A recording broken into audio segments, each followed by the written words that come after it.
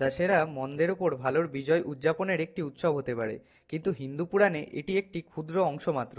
রাবণ ছিল জিনিসের পরিকল্পনার সবচেয়ে গুরুত্বপূর্ণ চরিত্রগুলির মধ্যে একটি, তবে তাকে বেশিরভাগই খলনায়ক হিসেবে দেখা হয়েছে। তবে অবশ্যই তিনি তার চেয়ে অনেক বেশি ছিলেন। বন্ধুরা, আজকে আমরা লঙ্কাধিপতি রাবণের ব্যাপারে 10টি আকর্ষণীয় ফ্যাক্টস জেনে নেব। আপনাদের স্বাগত জানাই ফ্যাক্ট জেনের নতুন একটি এপিসোডে।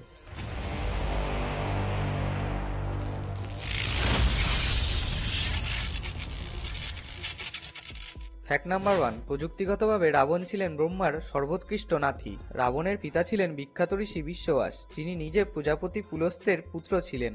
ব্রহ্মার 10টি মনে জন্মানো পুত্রের মধ্যে একজন ছিলেন তিনি। ফ্যাক্ট নাম্বার 2, রাবণ রামের জন্য একটি যজ্ঞ করেছিলেন। রামায়ণের অনেকগুলি সংস্করণের মধ্যে একটিতে বলা হয়েছে যে একবার রামের সেনাবাহিনী লঙ্কায় সেতু তৈরি করেছিল। তাদের শিবের আশীর্বাদ পেতে হয়েছিল, যার জন্য তারা একটি যজ্ঞ স্থাপন করেছিলেন। কিন্তু সমগ্র অঞ্চলে শিবের সবচেয়ে বড় ভক্ত ছিলেন রাবণ, এবং যেহেতু তিনি অদ্যব্রাহ্মণ ছিলেন, তাই তিনি যজ্ঞ করার জন্য সেরা ব্যক্তিত্ব ছিলেন। সম্মান প্রদর্শন করে রাবণ প্রকৃতপক্ষে উপস্থিত হন এবং যজ্ঞ করেন এবং রামকে তার আশীর্বাদ দেন। 1 নাম্বার 3, যখন তিনি মৃত্যুবরণ করেন, রাবণ লক্ষ্মণকে মূল্যবান জ্ঞান প্রদান করেন। যেহেতু রাবণ সর্বকালের সবচেয়ে বিজ্ঞ পণ্ডিতদের মধ্যে একজন ছিলেন, তাই রাম তার ভাই লক্ষ্মণকে মৃত্যুবরণকারী রাক্ষসরাজের পাশে বসতে এবং তার কাছ থেকে রাষ্ট্রকৌশল এবং কূটনীতির গুরুত্বপূর্ণ পাঠ শিখতে বলেছিলেন। ফ্যাক্ট নাম্বার 4, বন্ধুরা, আপনারা কি জানেন রাবণ একজন অসাধারণ বীণাবাদক ছিলেন? রাবণের অনেক চিত্রে তাকে বীণা বহন করতে দেখা যায়। এটা বিশ্বাস করা হয় যে সঙ্গীতের প্রতি তার গভীর আগ্রহ ছিল এবং তিনি একজন অত্যন্ত দক্ষ বীণাবাদকও ছিলেন। ফ্যাক্ট নাম্বার 5, রাবণ এত শক্তিশালী ছিল যে এমনকি সে গ্রহের সারিবদ্ধতার হস্তক্ষেপও করতে পারত।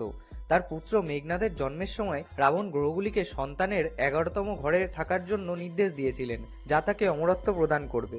শনি তা করতে অস্বীকার করেছিলেন এবং পরিবর্তে 12তম ঘরে দাঁড়িয়েছিলেন। এটি রাবণকে এতটাই বিরক্ত করেছিল যে তিনি তার গদা নিয়ে শনিদেবকে আক্রমণ করেছিলেন, এমনকি তাকে বন্দীও করেছিলেন। ফ্যাক্ট নাম্বার 6, রাবণ তার আসন্ন ধ্বংস সম্পর্কে ভালোভাবে অবগত ছিলেন। সবচেয়ে শক্তিশালী অসুররা জানত যে তাদের বিশেষ ভূমিকা পালনের জন্য পৃথিবীতে পাঠানো হয়েছিল। রাবণ জানতেন যে বিষ্ণুর অবতারের হাতে মারা যাওয়ার তার ভাগ্য, এমন কিছু যা তাকে মোক্ষ লাভ করতে এবং তার রাক্ষস রূপ ত্যাগ করতে সহায়তা করবে। ফ্যাক্ট নাম্বার 7, কখনো ভেবে দেখেছেন যে রাবণের কেন 10টি মাথা ছিল? রামায়ণের কিছু সংস্করণে বলে যে রাবণের প্রকৃতপক্ষে 10টি মাথা ছিল না, তবে এটি উপস্থিত হয়েছিল কারণ তার মা তাকে 9টি মুক্তোর একটি নেকলেস দিয়েছিলেন, যা যে কোনো পর্যবেক্ষকের জন্য একটি দৃষ্টিশক্তির বিভ্রম সৃষ্টি করেছিল। অন্য একটি সংস্করণে বলা হয়েছে যে শিবকে খুশি করার জন্য রাবণ তার নিজের মাথাকে টুকরো টুকরো করে কেটেছিল, কিন্তু তার ভক্তি প্রতিটি টুকরোকে অন্য একটি মাথাতে পরিণত করেছিল। ফ্যাক্ট নাম্বার 8, পরবর্তী জীবনে তিনি রাবণ নামটি পেয়েছিলেন এবং তাও শিব ঠাকুরের কাছ থেকে। রাবণ চেয়েছিলেন শিবকে কৈলাস থেকে লঙ্কায় স্থানান্তরিত করতে, এবং এটি সম্ভব করার জন্য তিনি পর্বতটি উত্তোলনের চেষ্টা করেছিলেন। কিন্তু শিব পাহাড়ে পা রাখলেন এবং রাবণের আঙুল তার এক পায়ের আঙুল দিয়ে পিষে দিলেন। রাবণ প্রচণ্ড বেদনায় গর্জন ছেড়ে দিয়েছিলেন, কিন্তু একই সাথে তিনি শিবের শক্তিতে এতটাই মোহিত হয়েছিলেন যে তিনি শিবতাণ্ডব শ্রোতম করেছিলেন। এটা বিশ্বাস করা হয় যে রাবণ তার নিজের হাতের থেকে স্নায়ু বের করে দিয়েছিলেন সঙ্গীতের সাথে যোগ করার জন্য।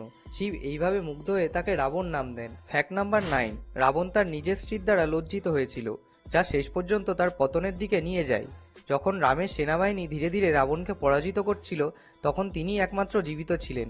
তখন রাবণ জোয়ার ফেরানোর জন্য একটি শক্তিশালী যজ্ঞ করার সিদ্ধান্ত নিয়েছিলেন, কিন্তু এর জন্য তাকে সেখানে থাকতে হবে এবং তার জায়গা ছেড়ে গেলে হবে না।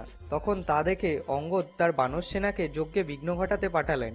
তারা তা করতে ব্যর্থ হলে অঙ্গদ রাবণের স্ত্রী মন্দোদরীকে টেনে নিয়ে যান।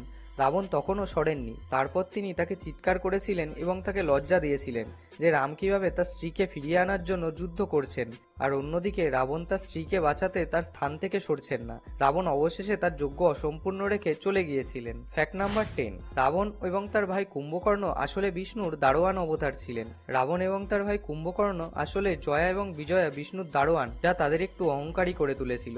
এতটাই যে একবার যখন 4টি কুমার ব্রহ্মার মনোজাত পুত্ররা বৈকুণ্ঠের দ্বারে উপস্থিত হয়েছিল, তখন জয়া বিজয়া তাদের নগ্ন সন্তান বলে মনে করেছিলেন। এতে ঋষিরা ক্রুদ্ধ হয়েছিলেন।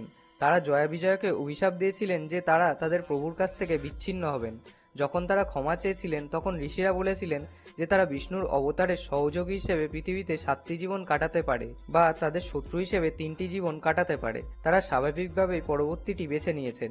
এই 3টি জীবনের একটিতে জয়া বিজয়া রাবণ এবং কুম্ভকর্ণ হিসেবে জন্মগ্রহণ করেছিলেন। তো বন্ধুরা, আপনাদের যদি এই ধরনের কন্টেন্ট ভালো লেগে থাকে তবে একটি লাইক এবং শেয়ার করে দেবেন। আর এইরকমই আরো নতুন নতুন অবাক করানো ফ্যাক্টসের ভিডিও দেখার জন্য আমাদের চ্যানেল ফ্যাক্টজেনটিকে সাবস্ক্রাইব করে বেল আইকনটি প্রেস করে দেবেন।